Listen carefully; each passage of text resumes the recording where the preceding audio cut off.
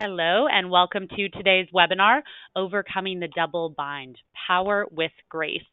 My name is Sarah Rawls. I'm Director of Alumni Learning and Professional Programs at the Office of Alumni Engagement, and I am thrilled to be here today with Jodie Charlop, a graduate of Oxford College and Emory College, who is one of our regular partner coaches. You may recognize Jodie from a one-on-one appointment. Jodie helped launch our Alumni Career Services office at Emory. And she is, again, one of our partner coaches who is doing a special series with us under our Alumni Leadership Circle initiative, which aims to provide tools, support, and platforms for alumni to offer advice to one another in the mid-career and executive stages of their professional path. So this webinar is the second in our three-part series. If you missed the first one, on overcoming the production trap, don't worry, we recorded it and I will be sure to send it to you via YouTube. All of our webinars, regardless of whether they're in the Alumni Leadership Circle series or not, are archived on the Emory University YouTube channel. So I will be sure to send you information on where today's session is housed in case you need to step out at any point. I do want to let you know that today's webinar is meant to be interactive. So while Jodie has a lot of information to share about power with grace and what power looks like on a woman in the workplace, we want your questions. So please type in your questions as you think of them throughout the webinar using your GoToWebinar control panel. And we'll be sure to add those in as it makes sense throughout the presentation and then at the end of the hour when we break for Q&A. So thanks to those of you who sent questions in advance. We'll be sure to get to those as well. So without further ado, let me tell you a bit more about our presenter. With more than 25 years of experience in corporate and professional service settings, along with advanced study in psychology and human behavior, Jodie Charlop's coaching and consulting experience spans Fortune 500 and high-growth public companies, pre-IPO startup ventures, professional services, government agencies, and educational institutions. So she's pretty much done it all. Jodie's real-world business experience includes holding senior and executive-level roles in professional services and tech firms, both in Atlanta and Silicon Valley. As founder of Potential Matters, Inc., Jodie built a thriving private coaching practice, helping professionals build resiliency and successfully evolve into leadership positions. She's been a guest coach at the Goizueta Business School, the Executive Education Program at Emory, and is an adjunct faculty at the University of Georgia, which she'll tell you more about at the end of the presentation. And I will send out Jodie's information for her other company, Acceleration Partners. I'll put that in the chat area of the GoToWebinar panel so that you can learn more. But Jodie, thank you for being here with us today. I'll now turn it over to you. Awesome. Thank you so much. Good afternoon, Sarah, and good afternoon, group. I'm delighted to be here in our second of our series to talk about women in leadership. And one of my favorite topics is power with grace.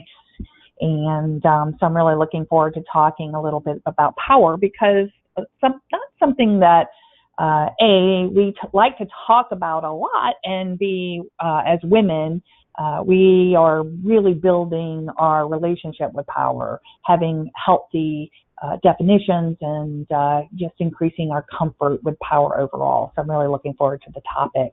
But as you know, if you didn't attend our last webinar, I'm just going to kind of hit the high notes of what's happening with women in the workforce. And it's interesting because it's really important for us to think about how we're growing as women and how we're building our leadership capacity, because as we continue to grow and begin to think about, women in the workforce, there's over nearly half the workforce is female. We're continuing to see not improvement significantly in our roles in leadership. And if we use the Fortune 500, we're actually down a little bit in our leadership positions. We're continuing to see that when women kind of take a step off, we're losing earning power, although earning power overall is moving up. But we're continuing to see the major economic impact that women are having, and the role we're playing as breadwinners, but we're still super busy doing 2 to 3 times the housework and 3 times the child rearing. So we're still, as we continue to grow, build our careers, and become leaders, we continue to see that there's a lot on our plate. The good news is we do see that earning power of women continues to grow. Women have a lot of economic influence, although I would hesitate to say that we aren't leveraging as much as we could. We're continuing to see a lot in the news about the advantages of having more women leaders. There's studies coming out showing how it's really influencing diversity in business, and companies are actually tracking greater diversity of women and diversity in general to better financial performance. And, as we look at some of the needs of the modern leader, the agility, the ability to build cohesive organizations, the ability to be more integrated and collaborative, women really have so many natural attributes for today's modern leader. And I think it's important that despite kind of all the news of kind of where we're getting, that we really stay focused, that women really have the capacity to lead, bring good things to leadership. They just often lead differently. And we're going to talk a little bit about that today, because it's important that we as women fight the good fight to exercise leadership and exercise power differently. And it's a very important thing for businesses. It's a very important thing for our organizations, our communities, and the world, candidly, to really begin to think about the attributes that women bring that are different than the masculine kind of form of leadership. So, and to talk about that, it really is to begin to think about our relationship with power. As we think about wanting to be more influential in our women's leadership program that I teach, and also in coaching with women, we talk about stages of women and developing and how they evolve on the path to leadership. And the first thing we talk about is optimism, because business is challenging and our world is complex, and it's getting more complex, more volatile, more messy. So how do we kind of build an optimistic spirit? Because leaders find a way forward. So it's really beginning to think about how we cultivate our own sense of optimism as we lead ourselves, our teams, and our organization. Because with a lot coming at us, it can be very challenging. But as I always say, our job as leaders is to inspire hope, to really help people see, make perspective of challenges. And so optimism is a key attribute. In the second stage, we really talk about identity, like how do we see leadership, what it's about, and how do we form a strong view of what leadership looks like for us. And a lot of times we're looking at the masculine ideals of that tough, strong, charismatic leader. But the reality is, our identities as leaders are more about authenticity and many of the traits that women are bringing, collaboration, more what we call soft skills, which are ultimately the hard skills, and how we grow teams and relationships are really, even though early on we're kind of focused on kind of that expertise and more that achievement, ultimately higher formed leadership calls on a different type of behavior, which ironically women have more of in higher form leadership. Relationships, obviously, really critical in stage 3, how we're building relationships within the workplace, with mentors and sponsors, and collaborating, getting out of that production trap and recognizing that relationships are the work of leaders. And fourth, we get into power, really thinking about what is our relationship with power, and then ultimately influence. But a lot of times people come in and say, I want to be more influential. And I say, well, it's kind of like an equation. How are you showing up? How are you thinking about your leadership identity? What types of relationships are you forming? How comfortable are you with power? And ultimately, when you put that equation together, you begin to get influence. Influence is really a byproduct of relationships plus power and how you leverage that. So it's just an interesting thing to talk about, because the question I always ask women, whether I'm coaching or in a group or in one of our leadership classes, is do you want power? Do you want to be in places of power? And do you want to be more powerful? It's interesting because anytime you ask a woman, does she want power? Sometimes it brings a very interesting conversation, because it can even be discomforting to even talk about the word.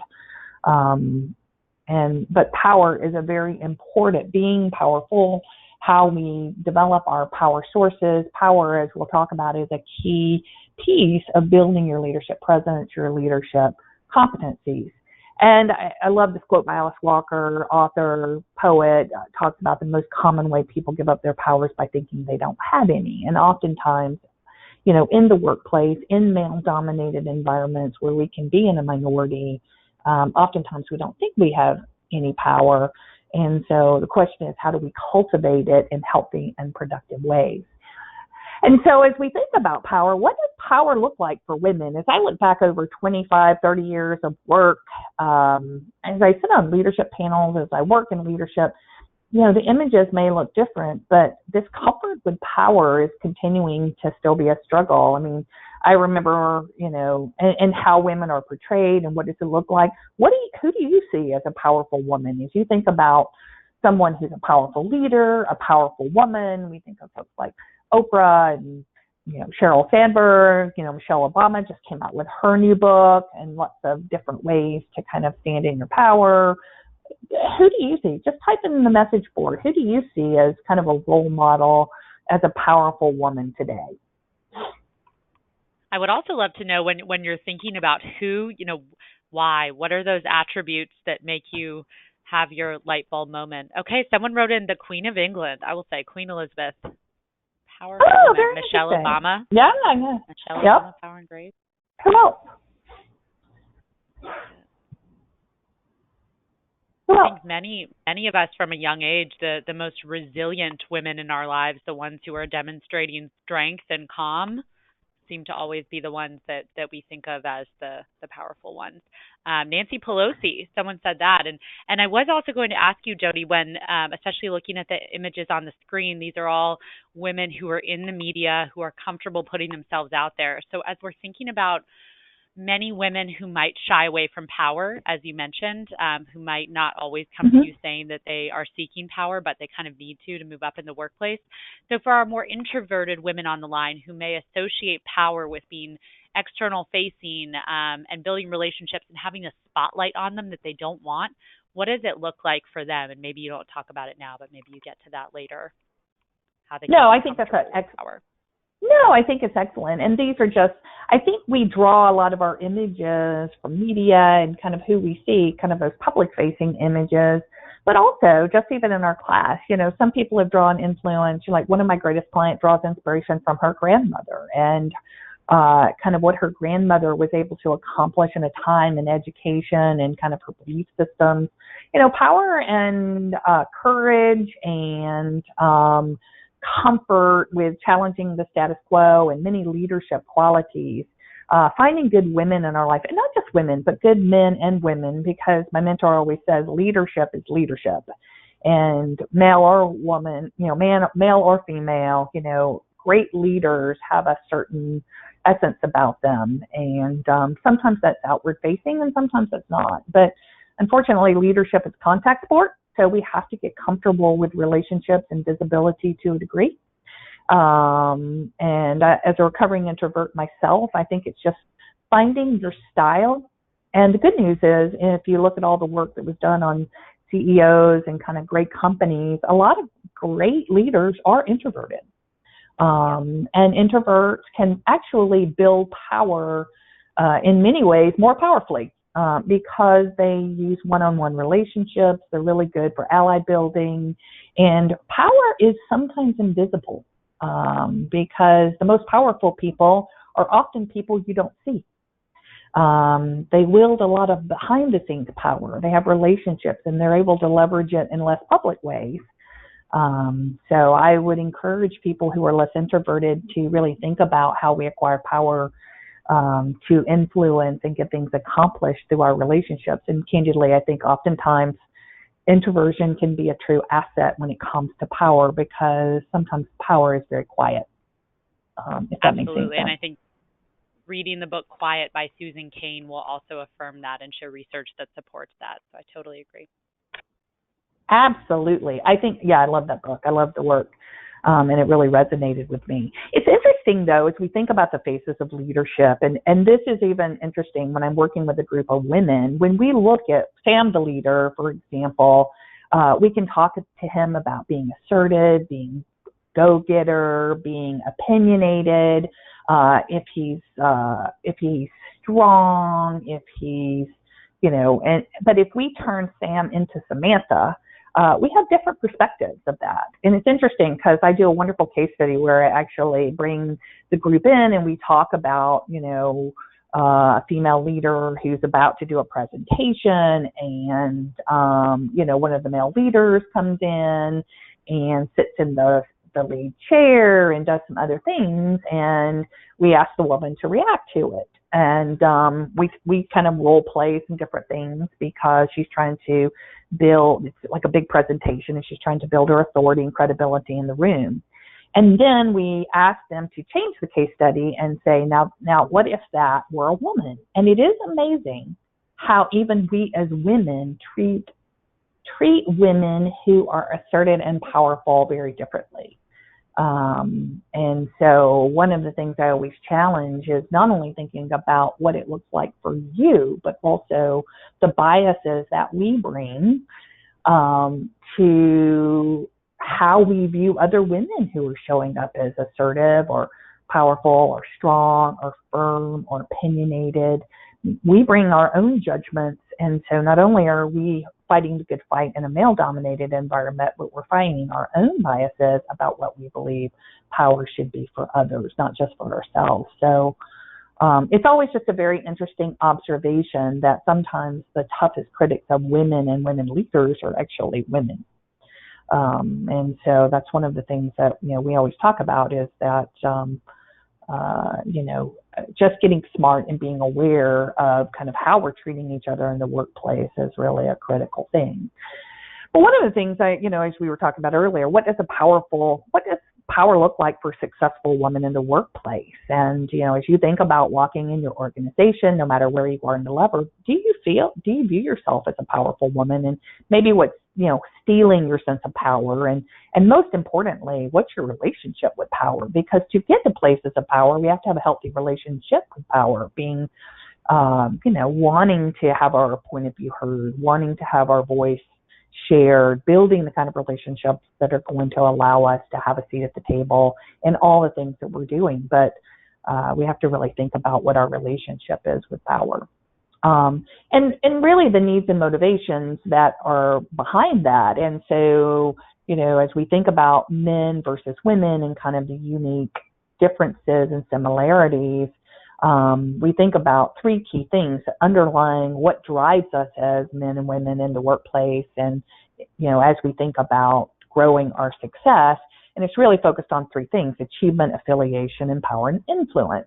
And some of the work that David McClellan did, who was a notable researcher and psychologist, that men and women have a similar need for achievement, to be productive.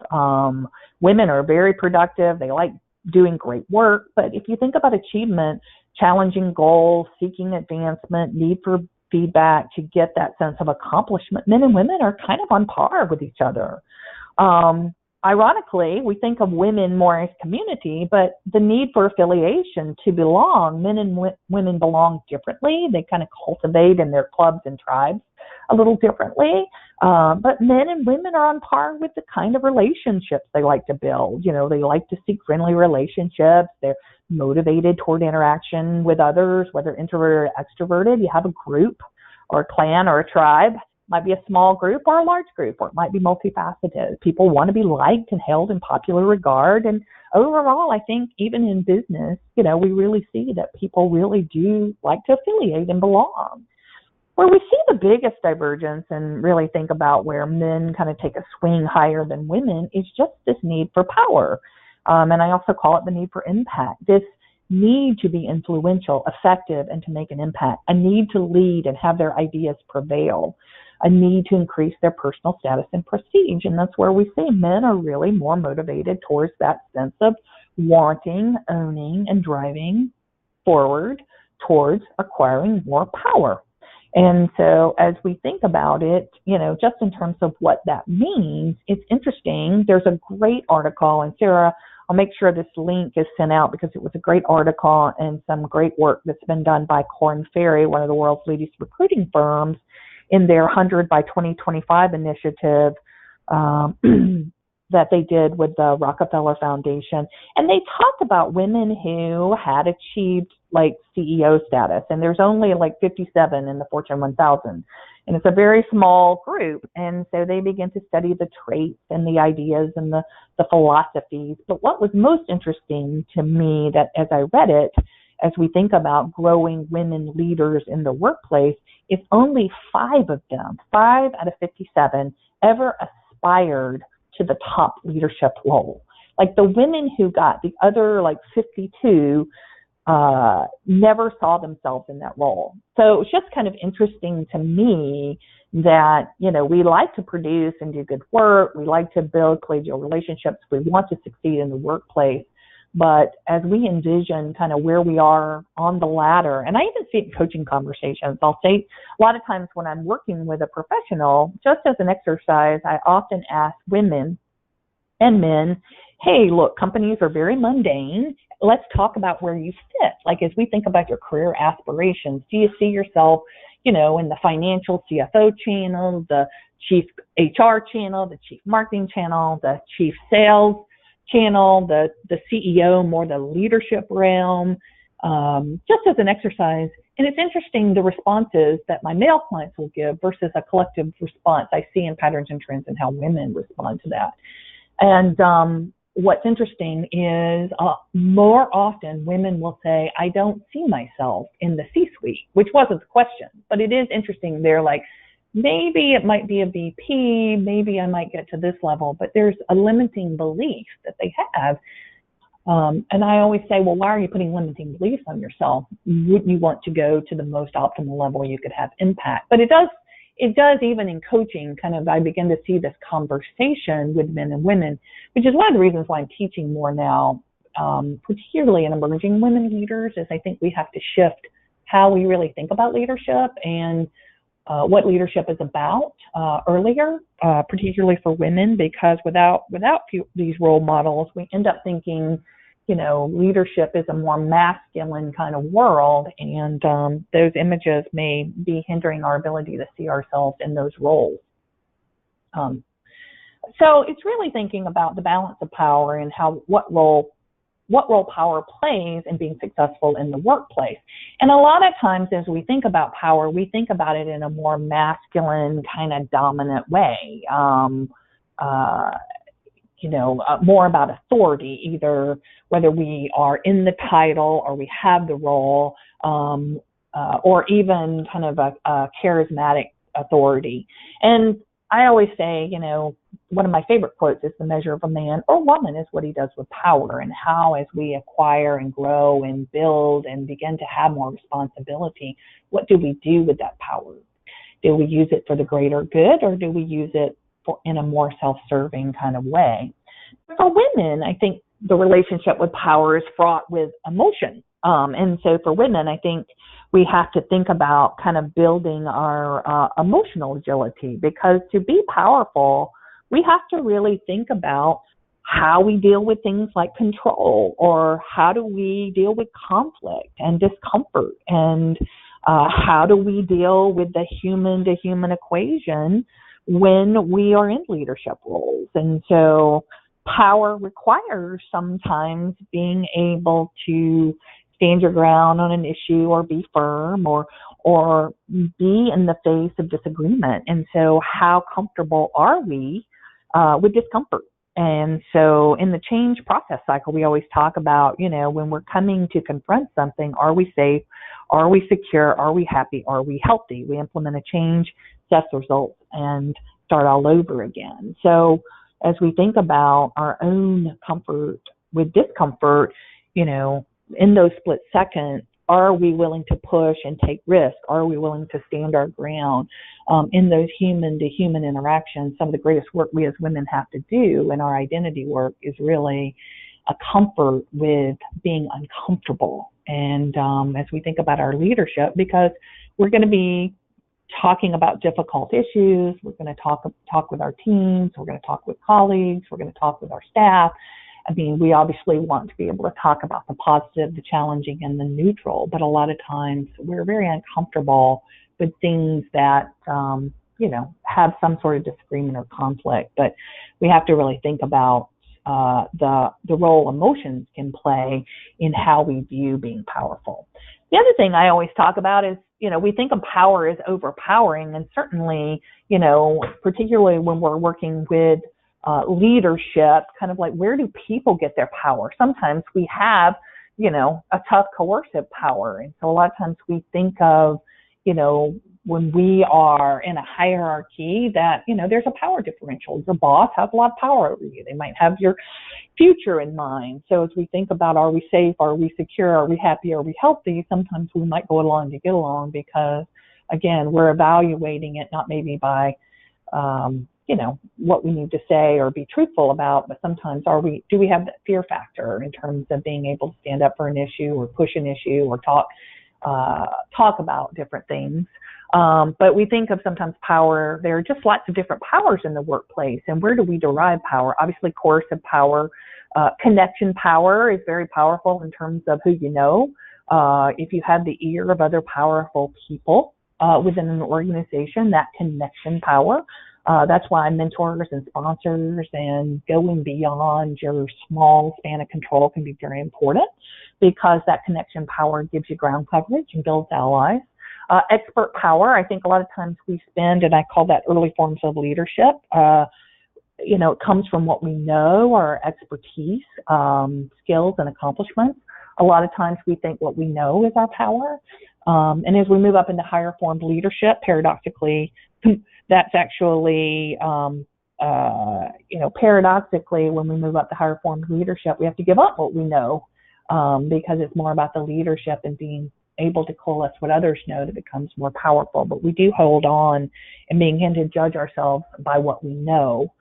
Informational power, staying connected in an organization. You're a go-to. People know you are able to get things accomplished. You're a hub in an organization, kind of that helping, either I have information or I know how to get information and know how to get things done. So just even being at that crossroads can often make you more valuable. Legitimate power obviously comes when you have a position or a title in a hierarchy. We think of leadership sometimes as a role. Hey, when I become VP, when I become CEO, I have all this power. Paradoxically, we find sometimes that's true and sometimes it's not, because just because we get a title doesn't mean we can necessarily influence or mobilize others. Sometimes in the short term, but not always in the long term. Reference power, likability. Are we well liked and respected? At the end of the day, we talk about women and likability and women wanting to be liked. Sheryl Sandberg writes a lot about it in her book, Lean In. We can't bat 1,000 with people, but at the end of the day, I think leaders, good leaders, that are building a good reputation, they're really focused on being successful in the organization, tend to be well liked and respected. I don't think they're mutually exclusive. Even if you have to take on a tough issue or if you have to face something, it doesn't have to be done in a way that harms your reputation or your way of operating. I think you can be effective, healthy, productive, and talk about tough issues without being harsh or harmful and losing. Just because you disagree with someone doesn't necessarily have to make you unlikable. So it's just a perspective to think about, because, great leaders are well liked and respected. And then, of course, reward power. A lot of times if you, have power to put people in roles and bestow rewards, we can get our power from different places. But as you think about the kinds of power you've been able to cultivate in your career, of the 7 different types of power, what's the foundation of your power today? As you think about where you are, where do you think your power? Just take a minute and think about, going back to the 7, what kind of power do you have? Do you want? Where would you like to draw your power? So just take a minute and type in the message board, what kind of power do you want? Where do you want your power to be anchored? We all need power. Jodie, as we are thinking about this, and I would be curious, which areas of power, types of power, do you typically see women have the most difficult time acquiring? Can you generalize? Well, I would say that where I see women sometimes getting stuck is in expert power. and meaning they think what they know. I think that in our earlier, and I'm going to talk a little bit about this in the stages of leadership, expert leadership is about being capable and competent in your job. It's about me. It's about what I know. It's about how I'm demonstrating my value through my knowledge. And as we grow and mature as a leader, we have to kind of let go of what we know and become more expansive. So as we move up in leadership, we have to give that up. And one of the things that I see when I hear and talk with women, one of the greatest challenges I see in women acquiring different kinds of power, being liked and respected, connecting, building those cohesive networks and organizations where they're co-creating better workspaces with teams and organizations. I collectively generalize that women focus more on what they don't know than focusing more on the other types of power that they can create that is much more valuable than just knowing something. I'm working with a terrific female leader right now, and we just went through an exercise where we had a page and a half of strengths, like incredible results that she's driven through 3 or 4 different organizations. Like, she's got stellar results. She's done turnaround. I mean, she has so many moments of power and history and expertise, and yet, as we're looking at the next role, we have spent a lot of time, we spend a lot of time talking about what we don't have. And so I think as I think about power overall, I think women really focus on the tactical, what they know or what they don't know. And I see that time and time again. So it's really recognizing that power comes from other places, not just from what you know. Does that make sense, Sarah? Yes, it does. Absolutely. And it's really great to see some guests or participants writing in about how their power has certainly changed over time. So one person here has expert and informational, aspires to have the power to lay down the law and just be more forthcoming with what they need and actually enforcing that.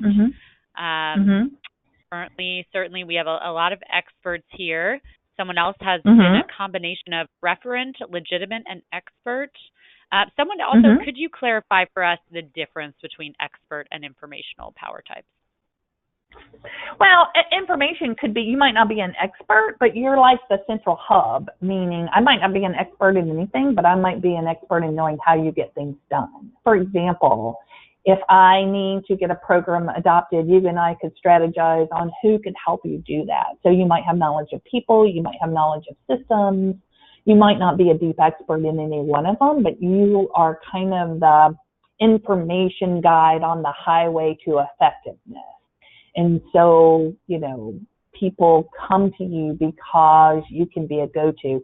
That actually can be a blessing and a curse, because sometimes I see women being helpers, and a lot of times they are really effective. I have one coachee I'm working with right now up in New York, and we were talking about this yesterday. She is like, if there's anything that needs, she is an operational superhero.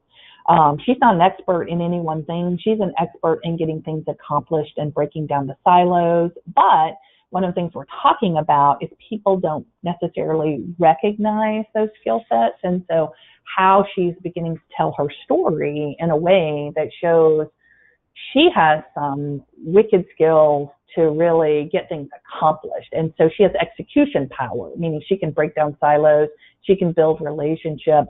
But this is an organization that's still looking at experts. Their hiring processes are still, we have to hire people who know. And so one of the things is having her talk about her skills in a more higher form. But what's interesting, as we were going through her story, she spent more time talking about what she didn't have than what she had.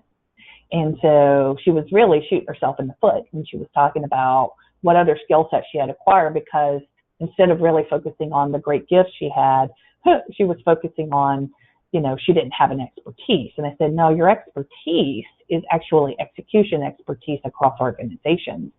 It's not one silo. You bust all the silos. And so a lot of times, again, she was coming back and she has these mad skills that she can develop that really organizations need. It's just she didn't fit in one box. And so it's really to talk about how she's solving problems in the various boxes. So, and so informational power could be about getting things accomplished in the organization. Uber project leaders, a leader that's able to work cross-functionally, may not have a specific expertise in technology or HR or function, but they may have wicked skills that are more broad-based and can help people accomplish things.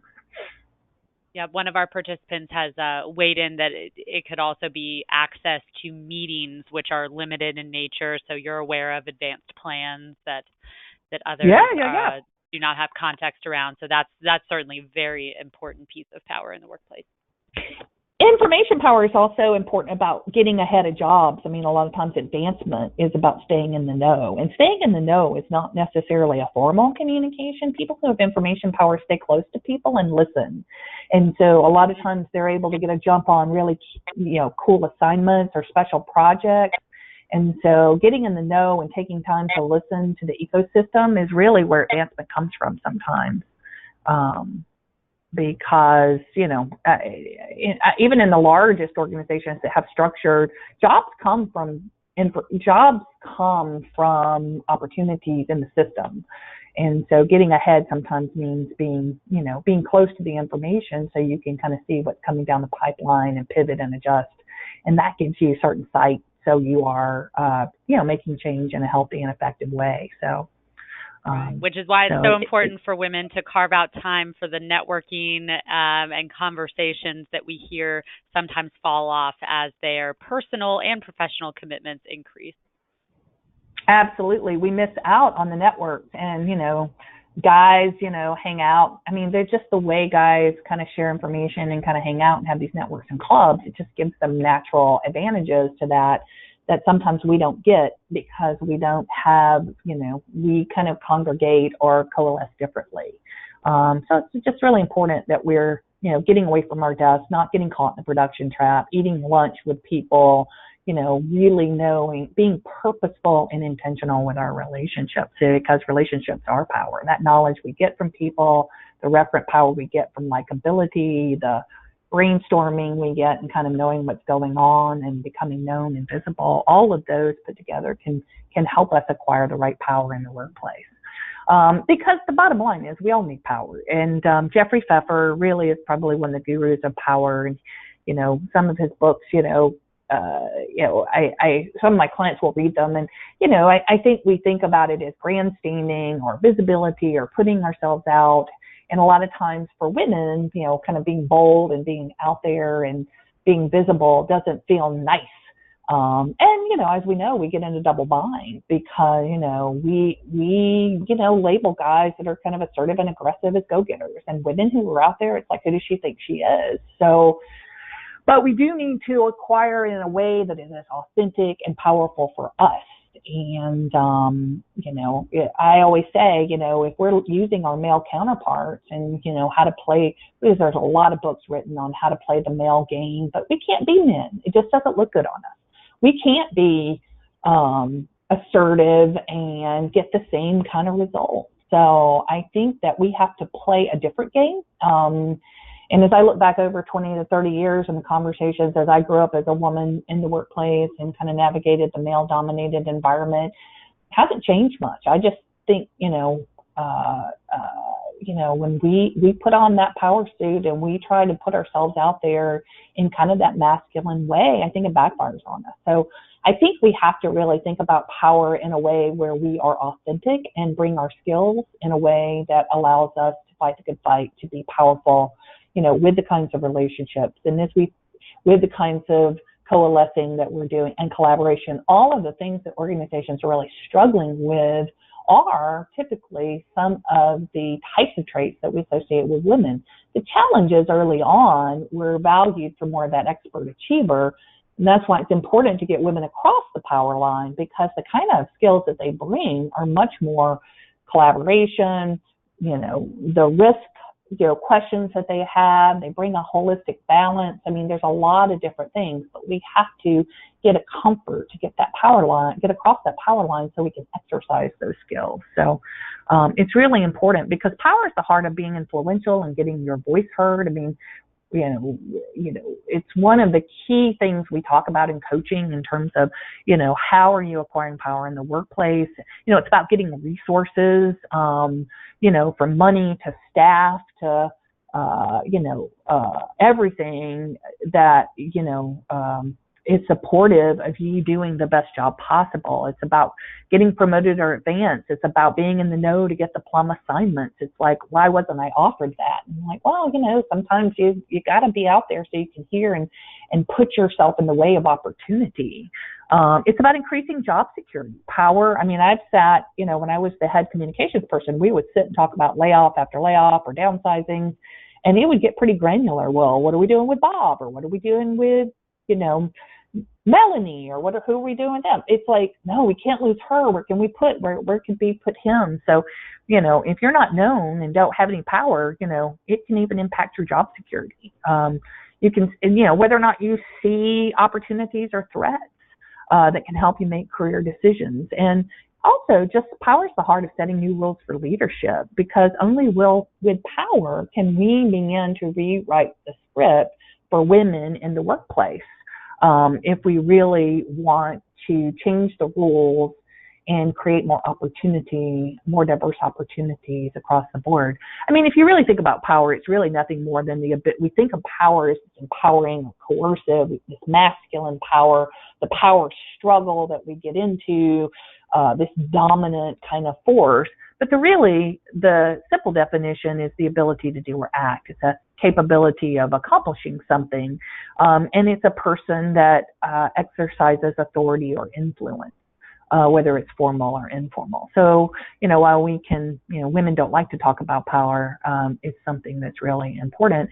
And I always think of it this way: power and service are really double sides of the same coin. That, as we think about leadership, power doesn't have to be overpowering. Power used in service of others is really that opportunity to leverage power for the greater good. Coming back to what Plato said about, what we do with power. Power can be used for great good or great evil, but as we step into leadership, that power becomes being in service of others, our organizations, our communities, kind of building out that footprint. And one of the things as we talk about yeah, go ahead. Jodie, I apologize for interrupting. If you were coming in and out a little bit, so if you could just try getting closer to the phone, that would be perfect.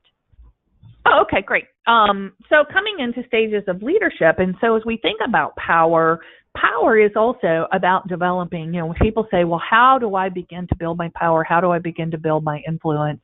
It really is focusing on really building your leadership muscle and beginning to think about how you're growing as a leader. And we use stages of development with Bill Joyner and Stephen Joseph, where we talk about, as children, we grow through stages where we crawl, we walk, we run. Childhood development is very measured, and as you watch your children grow and think about how children grow. And then we get to adulthood, and it's like, well, we get to adulthood, and then it's kind of like adult, middle adult, and the aging adult. But we are continuing to grow as leaders every day. And how do we continue to build that leadership muscle? That expert leader is more about what you know. That achiever leader is more about getting those strong outcomes. It's very binary. I always think of expert as a me, achiever is a me and you. But until we get up to that catalyst co-creation space where we are actually creating environments and creating where we're solving real complex, messy issues that our organizations are facing, we need to get into that higher form leadership. And candidly, what's interesting to me, which is why I love this work and working with women leaders, is when you really look at it, some of the things that are really needed in higher form leadership, collaborative conversation, being open to others' ideas, co-creating environments that are expansive and giving people a voice. Women, actually, as I'm working with women, I am working with them on navigating some of the downshifting in achievement and having a strong point of view and putting themselves out there. They actually have the higher form leadership skills. And so it's how do they downshift and downshift and shift up so they're using it in the right amount. Whereas with men, a lot of my men, and I'm generalizing, of course, but they're already in the expert achiever, so I'm trying to build in the other skills that women naturally have, the collaboration skills, the emotional intelligence, the resilience, the other pieces of it. And so it's interesting as a coach who sees both sides of the fence. That's why it's really important that we have collaborative, diverse teams, because we're bringing different things to each other. But getting up to levels of leadership and levels of power, when you can get women into a key leadership role, it's just the amazing gifts that they can bring naturally and authentically. And some of the strong leaders that I've worked with that have made it up to very, very senior levels that are really developing themselves as leaders can do just really amazing things for their environments, whether it's creating a cohesive environment that's more respectful of people, whether it's creating collaborative environments where it's creating an ecosystem where people can thrive. So it's really beginning to think about leadership, and this is just another way to look at it. But we're still in our organizations kind of stuck in that expert achiever where it's more about the doing and the transacting and the getting the output and the power struggle. I mean, even in our country today, we see we're stuck in this my way, your way, whereas how do we kind of continue to build and be the voice of that catalyst or co-creator where we're saying, hey, let's take another look at this. Let's take a look at this. Is there a third way, a fourth way to really have impact? How are we growing in our leadership ability? So as you think about your career and your effectiveness and your influence, most people don't get formal leadership training until they're 42 years old, if ever. And so make sure that you have leadership development in your future, whether it's attending a leadership class, whether it's being part of a leadership group through an industry association, whether it's being part of the alumni leadership circles. Really building your leadership muscle is how you're going to really begin to tackle some of these issues that can feel really tough.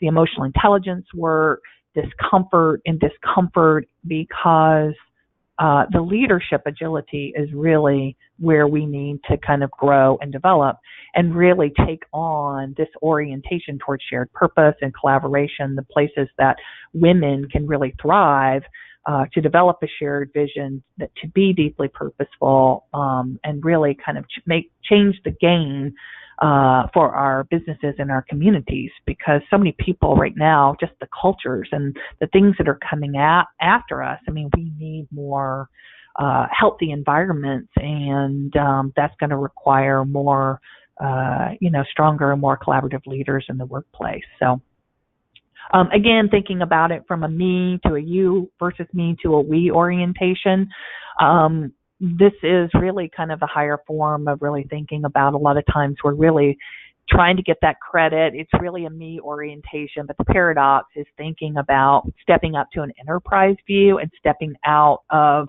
kind of ourselves, because the irony of influence is it's not about us. The irony about leadership is it's not about us, it's about others. And so when we're really stuck, and getting defensive and kind of looking at it, one of the things we have to do is lift up and really think about how are we thinking about our leadership and our growth. It is about me and the fact that I want to have a successful career. I want to be successful.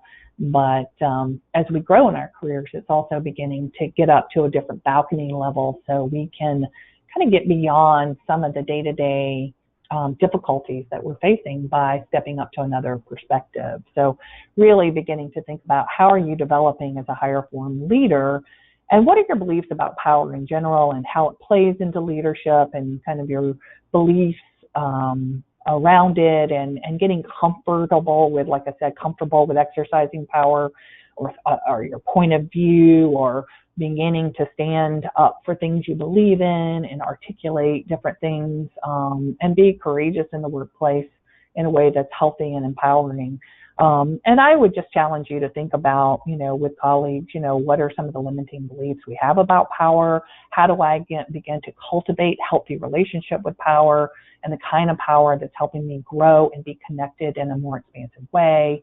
How does power fit into my leadership plan? How do I want to build my leadership persona? Again, going from me to a you and me to a we, and what are many influential and power and actions that can really help you be viewed as someone who is bringing, their ideas, their thoughts, their willingness to put things on the table, they're willing to risk. All of those things are about making new choices and powerful actions. And so our challenge, before I go to questions, is really, I think, as women, yes, I know that it can feel like we're being overpowered in a male-dominated environment, but I think we have to fight the good fight to create a new story. I think we have to really work on our leadership identity to be authentic and powerful. I think we have to increase our comfort with power and what that means.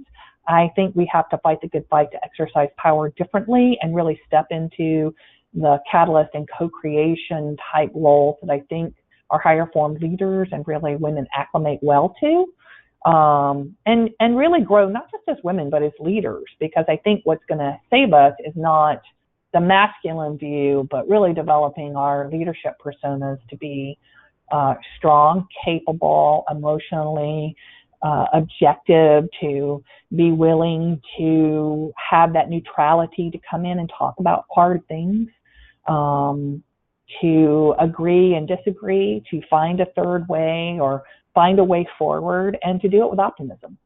Because as I always say, leaders find a way forward. And when we kind of get stuck and we're not on what we're not getting, it's really thinking through where do we get the support, the resources to continue to grow as leaders and continue to build our power base and our influence so we can, get more women into leadership, to grow, to have the kind of impact I know women can have. And as I close, I love our own Dalai Lama. He said the world will be saved by the Western woman. It's really focusing on helping women grow into being strong, capable leaders and really exercising that in the way only women can. So,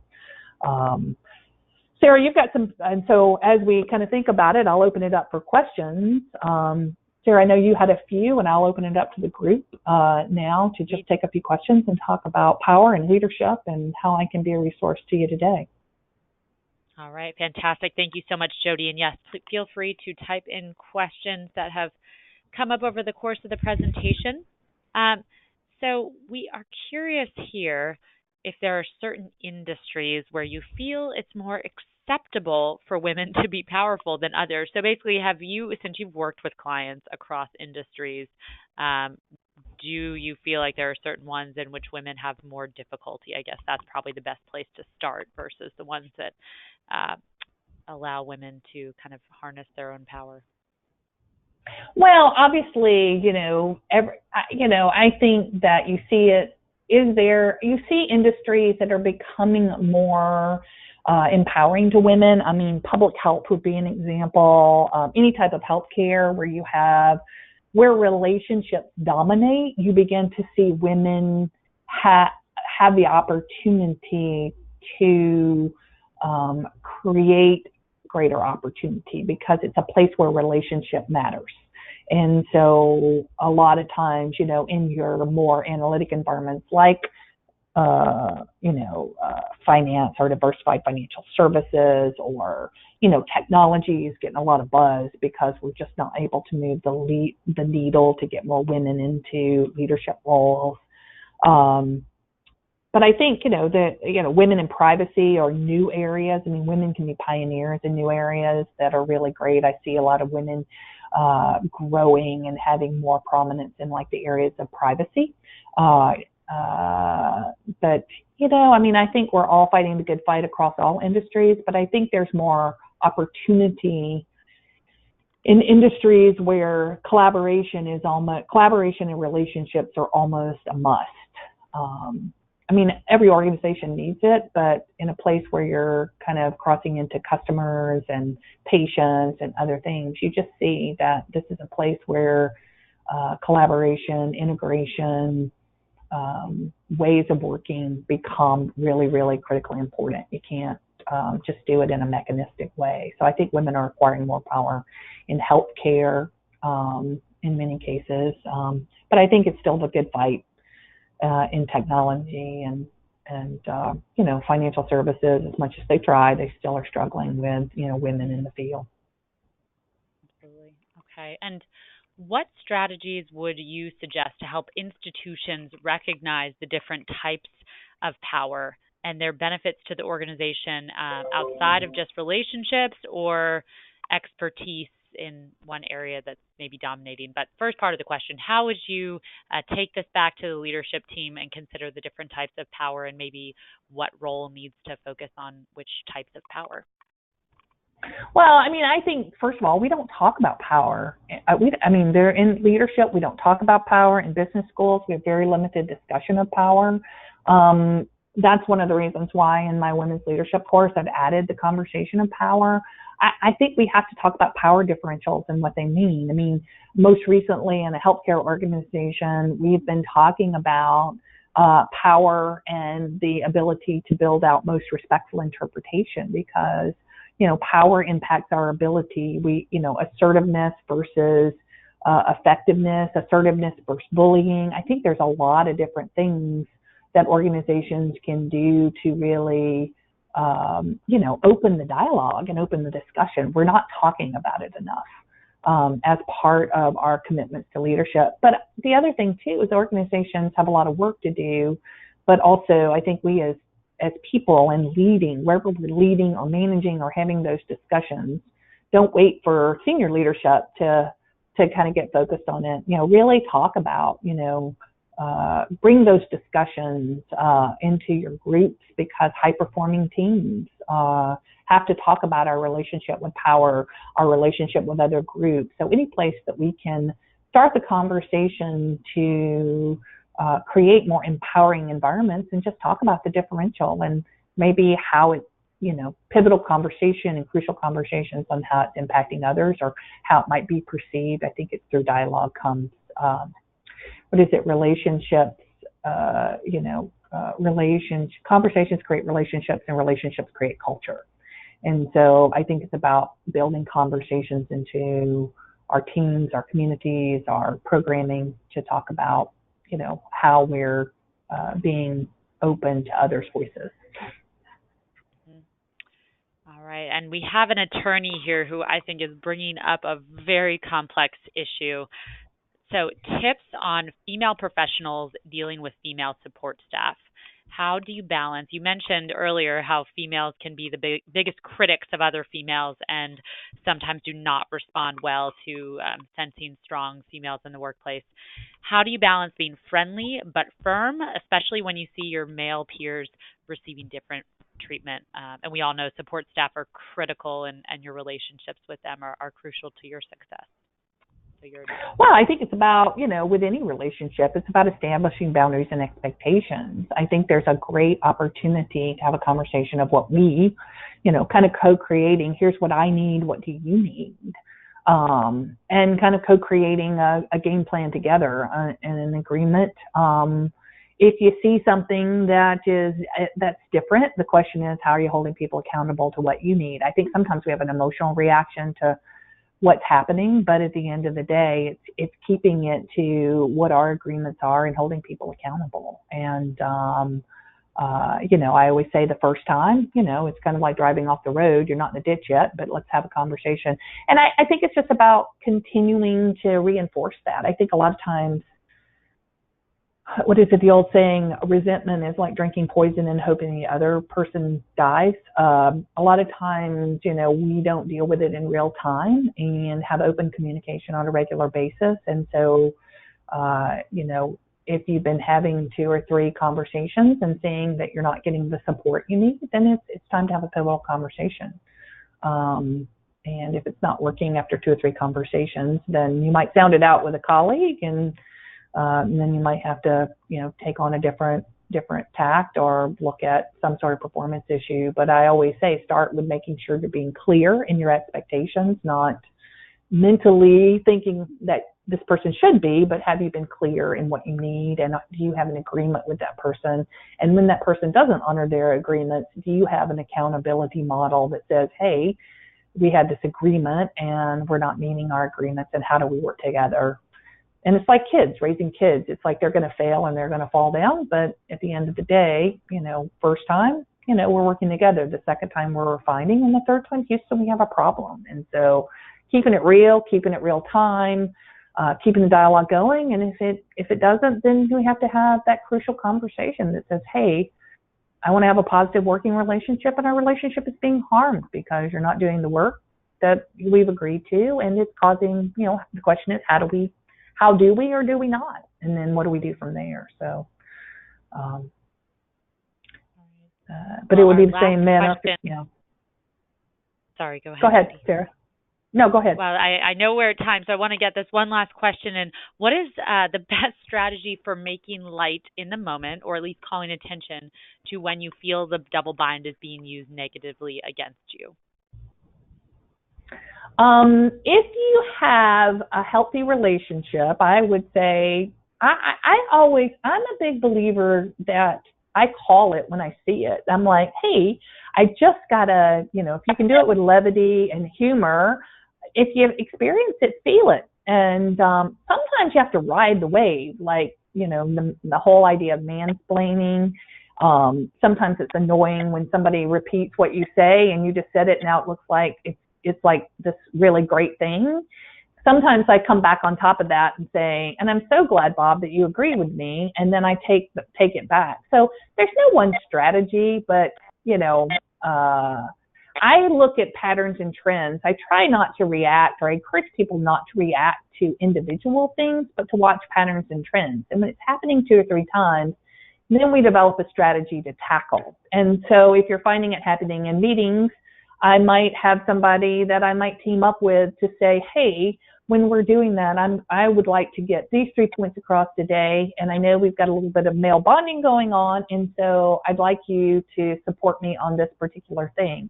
Relationships and power sometimes requires a strategy, but I always call it, and if you can use humor, one of the greatest COOs, it was a role model for me early in my career, was like a school teacher. She had the nicest way of swatting down men in the room. And she would just say, oh, you're just being ridiculous. And she, they would just go back and forth. And she just had a way that she would just get in the mix. But she did it with humor and levity, and people thought it was endearing.